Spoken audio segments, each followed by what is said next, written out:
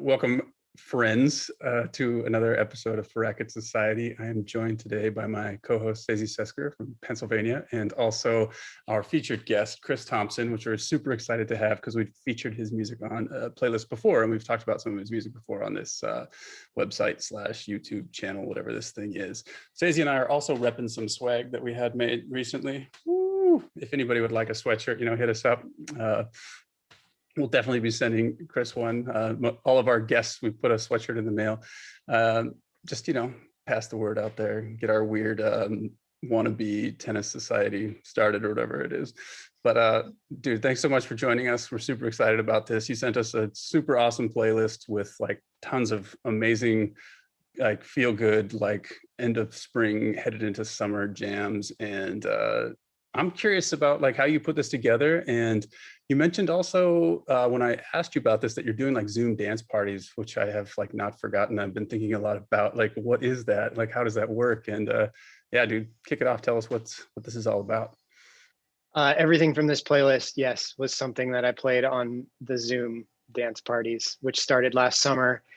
And a friend of mine asked me to DJ on Zoom, which is something that I feel like I would normally like really overthink and like get really stressed out about. But because he was like, do you want to DJ a Zoom dance party in 20 minutes from now? I was like, yeah, I was like, fine. And so I just made like a playlist for the first one and on Spotify. And it was so fun that I just kept doing it every week. And did it all the way up to the end of the year. And it actually turned into a way for me to like get more proficient at my Ableton push and Ableton session view, which was cool, to sort of like turn it into an excuse to like learn my tools better, because I've been wanting to use that for my own stuff. So. Yeah, that's awesome, man. And I know that you're like an extreme Ableton user based on first the music you make. Second, I worked with you on a project and I was like, holy crap, like this guy's like a ridiculous like Ableton user, but plus you're a ridiculous arranger. I mean, those people who don't know you, you're a percussionist. That's how I got to know you in the chamber orchestra, Alarm Will Sound, which plays a lot in St. Louis, but also, amazing arranger and composer and musician and electronic musician. But so a lot of this playlist is very, groove based, percussion based. And yeah, what are you thinking about with this stuff? Like this first track, who actually, I don't think I had heard of any of the artists on this, which was crazy. That's another theme that I've got going here is like, I hadn't either. So like, as I was putting together, like, as I was trying to put together these dance parties, I was like trolling the internet looking for new music, which is something I haven't done in years, which is weird. And I was like, this is weird.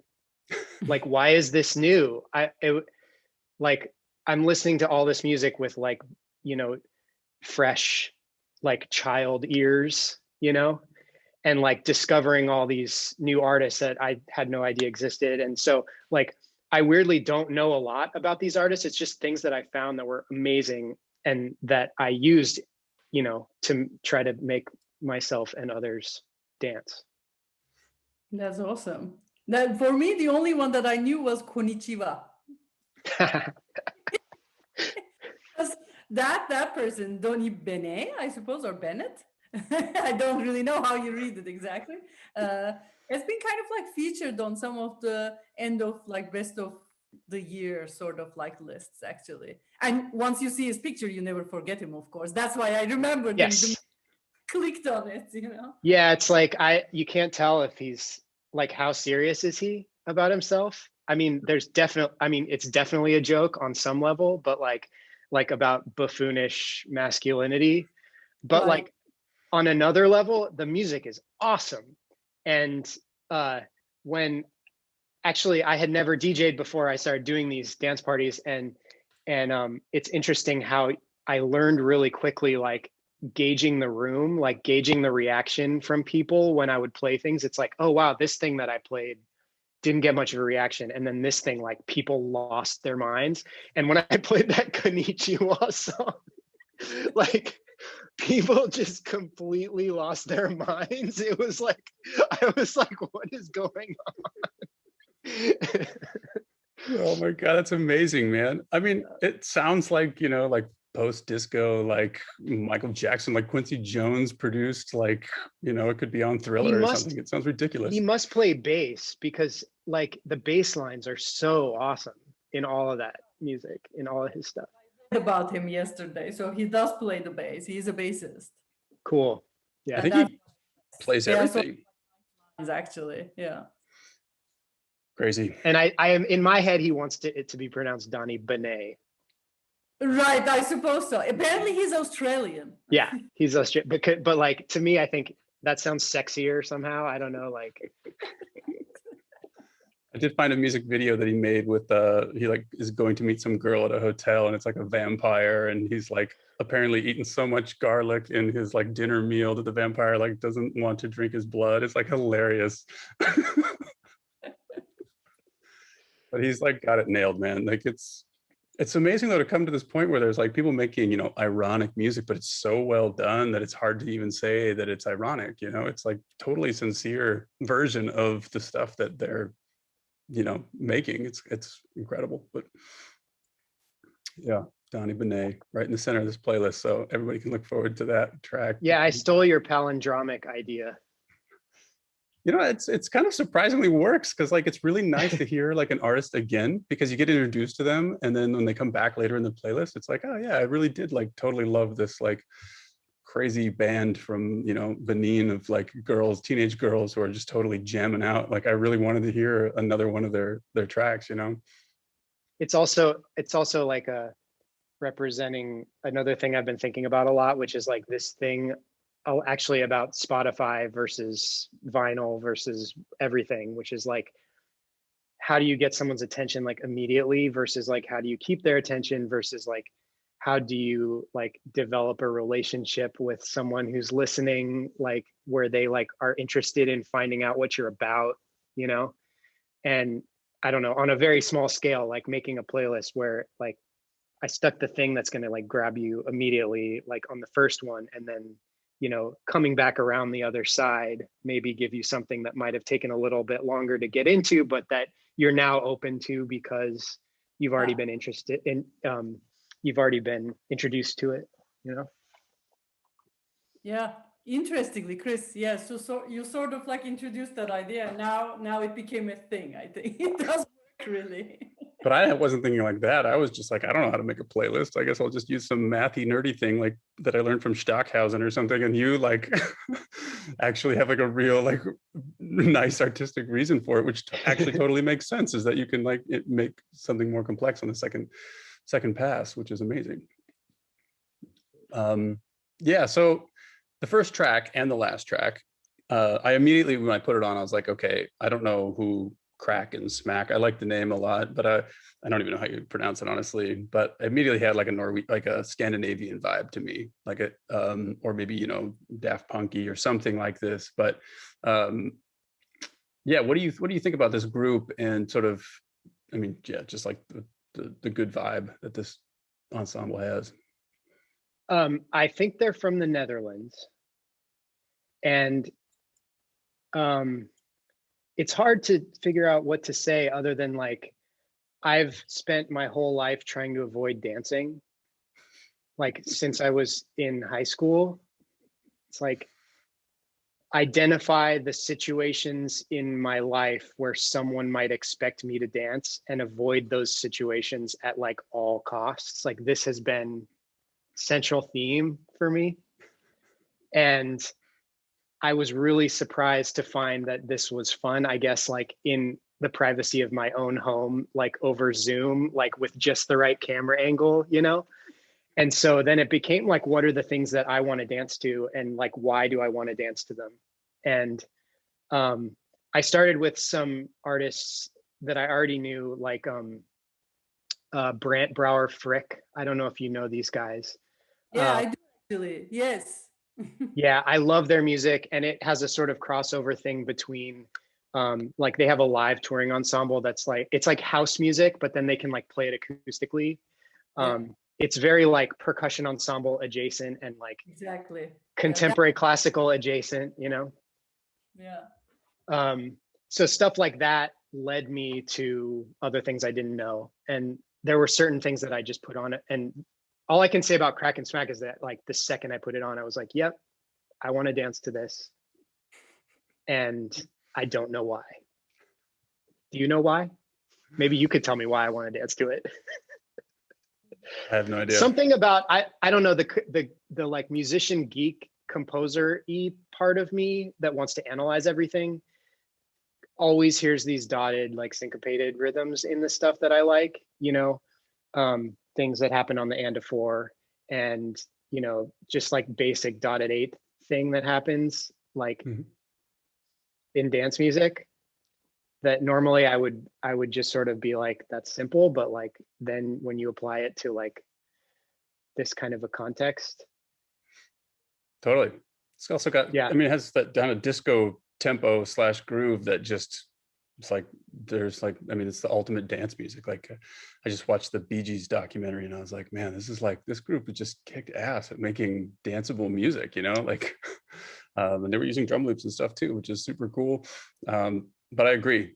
There's something about that syncopate, exactly what you're talking about, that dotted quarter thing and the 4 on the floor and the something about the tempo of it that just, it's impossible not to like move your body. But that's like also an amazing reason to listen to a group, is if that's the impulse, you know, to like not want to intellectualize it first, but to want to like move first, I think. Also, I like their, and exploring music on Bandcamp tends to bring focus to a band or a group or an artist's design aesthetic as well, which is like often sort of not super related to the music or like something like off to the side, but it's also great. And like, I just like the look. I like their art. And I actually, I recently got the remix record, which is like this picture disc. Oh, amazing. Ooh, that's very nice. Which I was like really into. That's awesome. Yeah. Well, your records also have amazing design. Oh, thanks. It actually like reminded me a little bit of Incognito. I used to be a humongous fan of Incognito. Do you know that the group, Chris, from the UK? But I'm writing it down. Chris doesn't know Incognito either, or what? Okay, so yeah, Chris, Thompson, Chris. I actually come from Turkey and I studied in Germany for a very long time. So that's why when I was sort of like in my total like, hey, let's go dancing kind of like time, Incognito was huge and kind of like playing everywhere at the pretty much same time as Jamiroquai basically. And I used to absolutely like love Jamiroquai, of course. But same. It has a very similar sort of like feeling to Crack and Smack in the sense that that's why I could immediately say like they know Incognito and they are from nearby, you know, like so geographically it was sort of like possible for me to say that they are from over there, from Europe someplace. And then it is kind of like the analog sounding synths are part of it. The instruments that are played are usually actually there's always some acoustic instruments in there for sure. But at the same time, it's kind of like layered with clapping and this and that. And there is other stuff in it too, which I suppose makes it a little bit more from today rather than actually from 90s, you know, because they also a retro kind of sound, right? Yeah, equally danceable and really, really nice. I immediately wrote my cup of tea on it. Yes. The minute I do it. And Jamiroquai has made many appearances in the dance parties as well. Of course. How could you throw a party without The second artist on this also, yeah, of course, because I don't know, I'm guessing it's Kiko Danucci or something. I don't actually speak Portuguese or know how to pronounce. That's like, also my guess. Yeah. But this track was super interesting to me because it kind of reminded me of like bands like the Fleet Foxes or like other artists that are like Pacific Northwest. And it took me a minute to figure that out, but I think it's something about the like melodic style and the kind of the processing on the voice and having that kind of like, actually a lot of this stuff has this kind of like call and response with sort of like a choir of voices, like I don't know, like something maybe we could call like a gang vocal or something, where there's like a lot of people singing in unison on a melodic line, which I thought was super cool. But also just reminded me how dynamic like acoustic guitar is. That instrument, Yes. the way that it can timbrally like go from just being super like controlled and pure to like totally distorted and over the top with, you know, how someone plays it, and it injects so much energy into a track so easily. But both of these tracks are just incredible in that manner.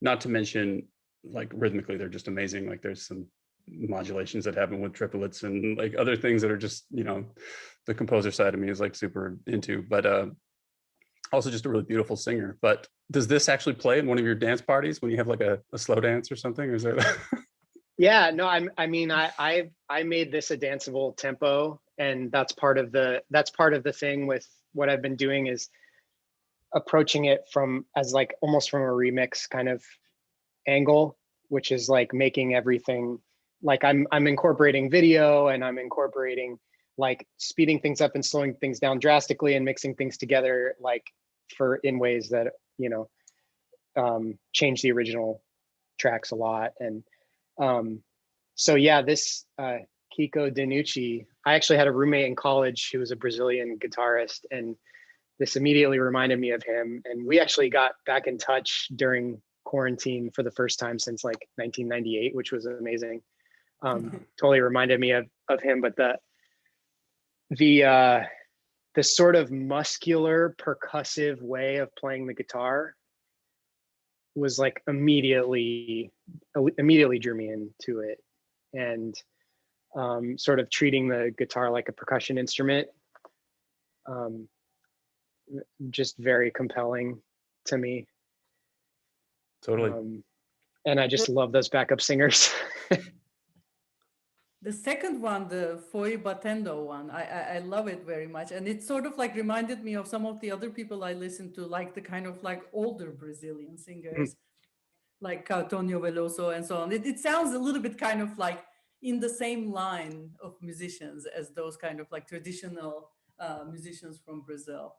Yeah, the notes on this album said that it was like bringing the production techniques of Brazilian records from the 60s and 70s. So it's like definitely related to older samba music. Exactly. But just the style of guitar playing is like, I don't know, it just really like pushes the button, the like drummer button for me. Love it. Yeah, that's cool, man. Super cool. And then I mean, one of the artists that there's a couple of things I was super into on this playlist. I mean, all of it, but like particularly this next person, Mai Tai or Meite. I actually don't know how to pronounce that either. I did look up that it means like drunk or something like that. It means intoxicated in Japanese, but anyway. This is amazing. I'm probably, maybe that's wrong too. It's Google's fault. But the sampling on this track is like insane. And it just reminded me that like the world has amassed this ridiculous archive of sound at this point during the last 100 years. And now it's like so exciting to think that people are going to be digging through that and making stuff for the next 100 years or whatever. And especially this one, I was like, I don't know what any of these samples are or where this person found them. And they must just have the most insane record collection, or which I think it probably is. Maybe it's on YouTube. I don't know. But like some of the singing sounds like it comes from like Cambodia or Thailand or somewhere. And the like, it's hard to tell sometimes if things are like noise hiss or percussion instruments or the way that they've manipulated the samples. I don't even know. Maybe they're putting them forward just as like this degraded quality that they found them on some tape, or maybe they are actually processing it in some way. But there's so much to think about sampling wise on these two tracks that like totally just like is amazing. My impression from the notes that I read about it were that it's all Japanese, just like old style Japanese. Yeah. I guess it's kind of, you would call it like popular music or folk music. I think that probably a lot of it would be more recognizable. Like if you're Japanese, it's like stuff that would trigger memories or trigger nostalgia or be things that you might recognize if you're Japanese, but like to an American, it's just completely left field. Like I have no idea what anything is, and it's all amazing. And the sampling, I was really drawn to it by the sampling, as you said, because I've actually have done some of that stuff myself with like old samples. Some of the stuff on my second album was done with these old wire recordings that my family made like in the 40s and 50s. And just that, like the degraded quality of it and the sort of like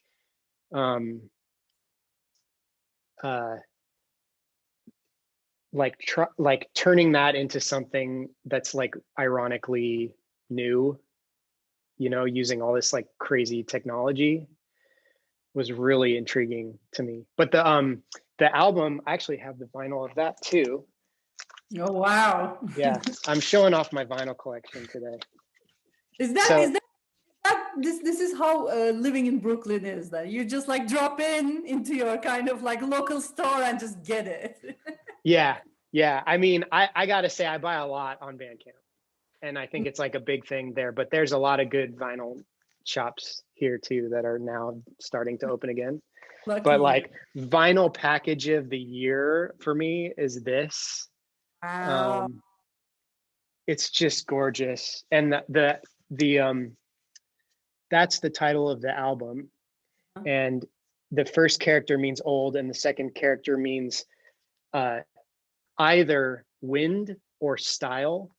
So it's like ko-fu, and fu, the fu part means wind or style, which is like very poetic to me. The idea that like you use the same character for wind as you do for style. It's like something just sort of like blowing past, you know?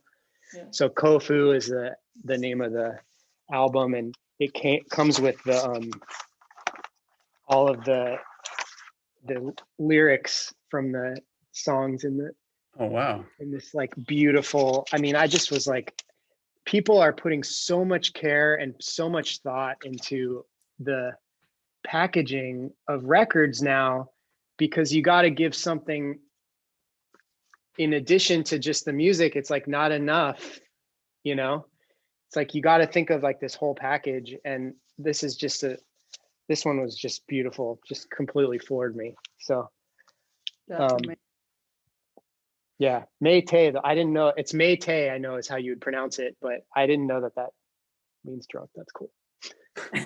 Music sounds kind of like drunk. Very rudimentary Google search earlier today, so could be wrong, but yeah. The second title especially is quite amazing. I love it so much. That one I listen to repeatedly, and I like how the Japanese people becomes people eventually. Yeah, it's super awesome. It actually, I don't know if you've ever heard this group called Dengue Fever. They're like a West Coast Cambodian kind of ancestry, and they put out a record that was like a collection of like, I think it was like cassette tapes or something that they found of like old Cambodian rock music from like the 60s before like the Khmer Rouge like moved in. And it is like unbelievably cool to hear traditional like Cambodian singers in bands that are essentially playing like American like rock music. Like I'll send the link to you, but it's something I've been listening to for like the last 10 years, like nonstop, because it's so interesting. I've just never heard anything like it. But the voice on this reminded me of that actually on the first track of this artist. And immediately maybe want to listen to the other one again. But yeah, speaking of just like super amazing musicians, this like star feminine band is like these are my new favorite people. Like the energy in this thing is so ridiculous. It reminds me of like punk rock or something in like the 80s or like grunge in the 90s. There's something about the energy and the youthful joy that is being like, that comes across in this that is like undeniable and just ridiculously exciting. They're calling themselves garage rock, which is interesting. Like I'm not sure if that's where that genre name comes from, but like in the, you know, reinventing garage rock. Yeah. I mean, talk about something I found that just like completely blew my mind, like immediately, you know. Yeah. The feel. So so the description, I'm going to read the description because this is crazy. Star Feminine Band are a group of 7 girls aged between 10 and 17 years old from a remote town in the north of Benin. In 2016, they responded to a local radio call out to take part in a series of music training sessions. 2016. Previous experience was not necessary. None of the girls had come close to a guitar, microphone, or drum kit before.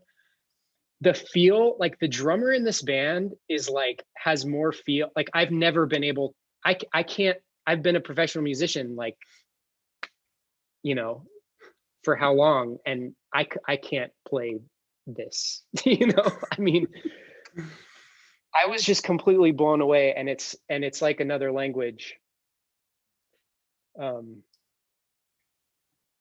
Yeah. Crazy.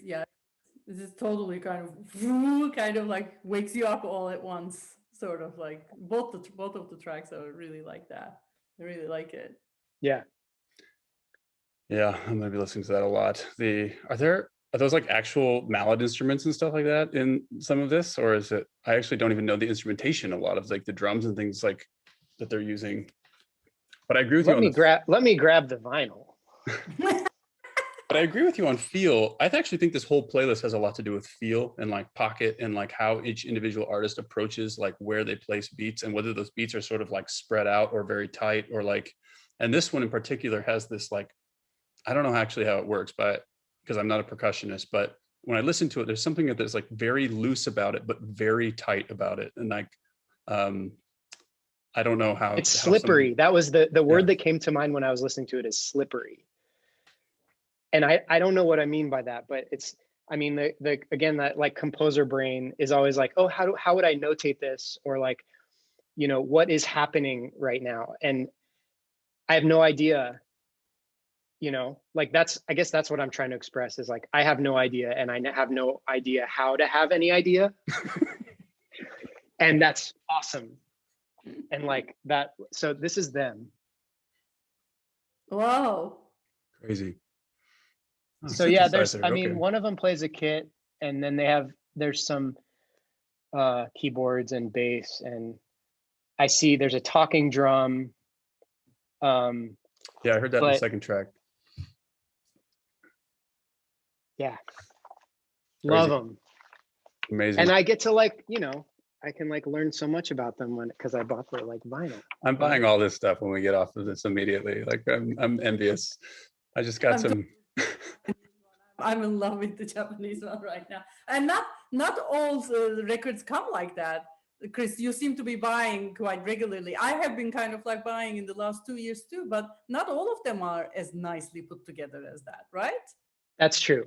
Yeah, I mean, especially for independent artists, like I would say for me, like I learned a lot in the past 4 years about putting together a physical release. My first EP that I put out taught me a valuable lesson about like trying to make your record like a weird DIY art project. It was like a really intense experience. And it really is like putting together a physical release that comes across and that looks professional, but also looks like it has something to do with where you're coming from as an artist is actually really tricky. And I just have a greater appreciation for it now. Since you mentioned your EP, we should actually just like take a second to talk about your tracks that Chris had on his list, which I loved so much. I must have brought the numbers on Spotify quite high. I was saying that actually because I She Creeps so many times. And what is really funny is that you said at the beginning of our conversation that you do not like to dance, or that you have been always avoiding to dance. But that's such a danceable track. How is that possible? Yeah. That's really interesting. So why are you making such danceable tracks and not dancing? So to me, I came from marching percussion is like my background. So in high school, when other people were playing drum set, like I never played drum set. I was in drum and bugle corps. So to me, like movement it's like about movement, but it's prescribed, highly choreographed movement and not improvised in like any way, shape, or form. So I think that sort of is the story of my like musician's life, and also the story of how like I diverge from, I feel like, everybody else. And yeah, like She Creeps to me is like a marching track. Like to me, that's not like, I don't experience that as dance music. I experience that as like, so as like choreographed. I don't know how to explain it. Does that make any sense at all? Totally.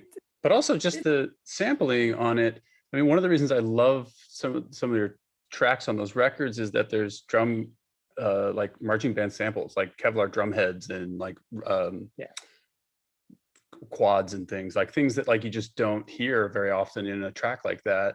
And it got me thinking a lot. Actually, this playlist you sent got me thinking about the same thing, where it's like, I really wish more people would like build custom samples for their drums, you know, like be way more unique and original about it. And that's something that you're like really successful at.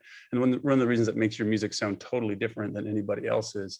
And like, even actually one of these, the track on this list that made me think about that was actually this Taylor McFerrin track, which uses vocal percussion. Like, that's not a new thing, but the way that he edits it and like processes it and programs it, where it's like almost borderline liminal, is this synthesizer, is this vocal percussion? Like, I feel like there's so much space there for drum programming, like in particular, that could be like explored by like so many people. And maybe I'm totally naive to it, but I imagine you had to build out like your samples and things like that in Ableton or something. I mean, I don't know how much you do of that, but it's super interesting in your music, like, definitely. Yeah, the first two records I put out were all like experiment. Like, my primary thing was experimenting with marching percussion. And so to me, like, there's three different ways I can do that. One is using sample libraries. One is sampling recordings of drum lines in the parking lot, like playing, and chopping those up and turning them into samples. And then the other is to try and record my own stuff, which actually surprisingly is by far the hardest, like to make a convincing. I ended up doing a thing where I'm recording my own set of marching tenors and overdubbing myself so that I sound like a drum line of 5 people of myself. And it's like a whole complicated process. But to me, that's a super, super rich,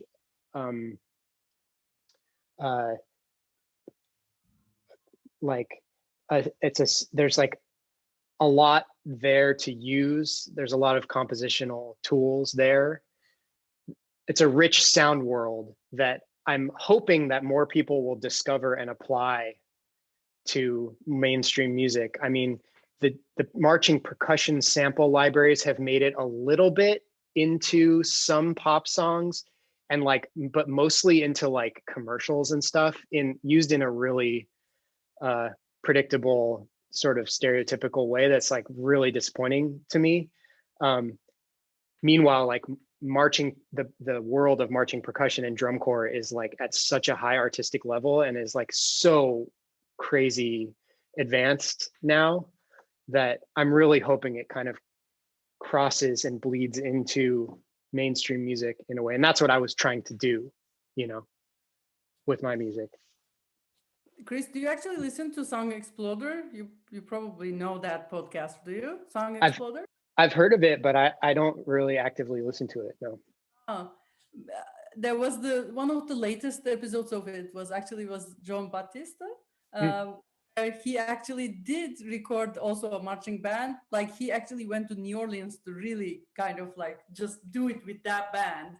And it's one of the kind of like songs that they're explaining there, how he put it, together. And, they couldn't just like use whatever kind of like marching band sample. Apparently, they really had to go to New Orleans and do it with the actual band, etc. So that's a nice track. Since you like marching bands, maybe you would like that. It's a nice one. Yeah. It's kind of like a anthem-like thing, kind of like, like let's sing it all together sort of song. It's sort of nice. Yeah, I really like the sort of virtuosic unison of like 10 people playing perfectly together. Yeah.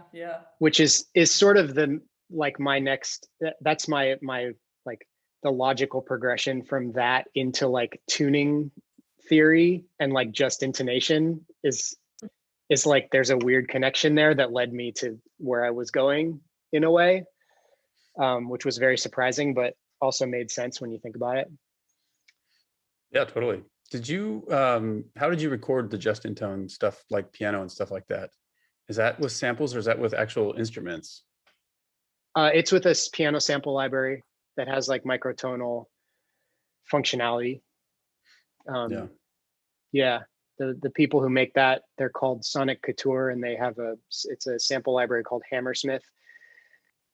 They're really cool people, and they really went over the top, like hyper sampling this piano to make it sound real. And then they built a microtonal like plug-in tool for it that allows you to do whatever you want. That it just, when I got my hands on that, it's just like, you know, lock me in a room for 6 months, you know.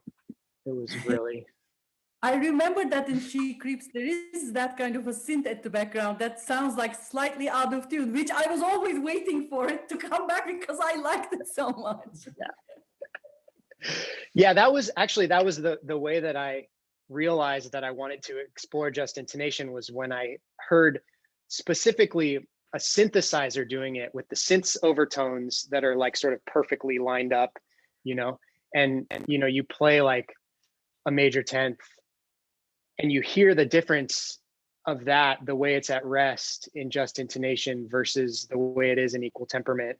We're getting pretty geeky here, but I realized that that's the sound that I had always been looking for when I was programming, doing synth sound design. I was like always looking for that stasis, like where things are super, super clear, and not understanding why I couldn't find it. Like I play 2 notes on a synth, like why is it going wow, wow, wow, wow, wow, you know? And I realize now that like that is equal temperament, and that's a desirable quality. That kind of movement, you know, in sound is a desirable quality to an extent, but like when I found out that you could create like the other thing, it's very exciting to me. It's exciting to hear it too. Oh, that's awesome. So the Taylor McFerrin track and the Fourth Kind track come from the same album, which was a really fun rabbit hole for me actually to like dig into this record a little bit, because I didn't actually know that much about like what broken beat music was, or yes. I guess it's called Bruck or something, or like West London music. And now I'm like have all this work to do to figure this out. But I don't know if this is also sort of like 90s-ish or something, or if it came about at the same time as things like drum and bass and all this kind of music that was happening in the UK that is now like finally getting its due in a way. Like I feel like it's super exciting to listen to the stuff and learn about it. And I'm shocked I didn't know about it earlier, but I'll have to check out this whole record. But where did you find this record too? On Spotify or on Bandcamp, I'm assuming? Yeah. Bandcamp. Yeah. I mean, that's most of this stuff I found just by constantly trolling Bandcamp. And yeah, I think it's from the late 90s, and I think it was a pretty under the radar scene. West London, I think. East London? West London. West London, yeah. Yeah, broken beat, and it's just a kind of, I mean, this typical for me is like, I discover something and I'm like, that's my scene. And it's like, it turns out it was like something that's been over for like a decade, you know? Like I found this record and I was like, wow, that's like, I would have been like actively interested in that if I had known about it like while it was happening, but no, I didn't know. And now it's like completely over. So I'm just enjoying learning about it. Sounds a little bit like kind of like 70s bands like the Crusaders or something like that. It sounds a bit Joe Sample-y, actually. There's definitely a jazz fusion and like a 70s. There's like a lot of fusion going on in it. Yeah. I think. Yeah, but I probably know about as much as you do, because I probably found the exact same Wikipedia pages you found, Chris. I was like, what is this and where does it come from? What is this music? I love this music, you know? Yeah. And I only like kind of rudimentary started digging in like YouTube, you know, like finding all the artists that are like associated with it and stuff like that. But I hadn't heard of any of them. Like I didn't know any of them. And I No, was like, me how neither. could I not have heard even just the most popular person or the one that made it to like the most mainstream? But even then the YouTube videos were like, you know, 10,000 views or something. I was like, wow, it's still Right. relatively underground. Oh, what I wouldn't give to have 10,000 views. I know, man. We're still working on 100. Okay, we're getting there. I think I crossed 50 Spotify followers recently. That was like, I was like, yeah, this Big is bucks, what's big bucks. happening. This is 2021. But I think our listeners, whoever is listening to our playlist, actually did listen to both of your tracks quite a bit. And Chris and I really listened to Lot Hero a lot, and we listened to a lot. We listened to both of them quite a bit, actually. Well, thanks. Still do, yeah. Oh man, this has been awesome. I suppose we got a little bit into Donnie Bernay at the beginning, which was just fun, and like I'm also shocked I hadn't found him before, because he's such a like of this time character. I feel like he would be all over everything right now, just his whole persona and the idea of like being inspired by Miami Vice and stuff like that. It's just incredible. With George Benson-y, a little bit like it, right? Oh man, this has been totally awesome. Thank you so much for talking to us. I feel like we could chat with you forever about all sorts of things, because or just go through your record collection more, which would be exciting. Just send us more recommendations. I know that when you initially, when I reached out to you, you sent me like a ton of stuff. You're like, I could do this, I could do this, or this. I was like, holy crap, this person has like so much music like immediately on the tip of their brain that I've never heard of, and I have to hear it. So exciting. But this is just like an incredible playlist, and I'm always excited when the music on a list leads me to like all sorts of other music. And so I feel like I'll be digging into every single one of these artists and their associated, you know, people like them or scenes and stuff like that soon. So dude, thank you. And Yeah. can I add y'all to the dance party mailing list, maybe? Just can I part of it? Tell your do people have, like, listeners to moves? DM me. Oh my God, amazing. Like not the sweatshirt then. Yeah. Hold on, I got some. My wife went to the eye doctor today, and I got these sweet like solar rolls. You ever seen these before? I feel like these would work well in the dance party. Amazing.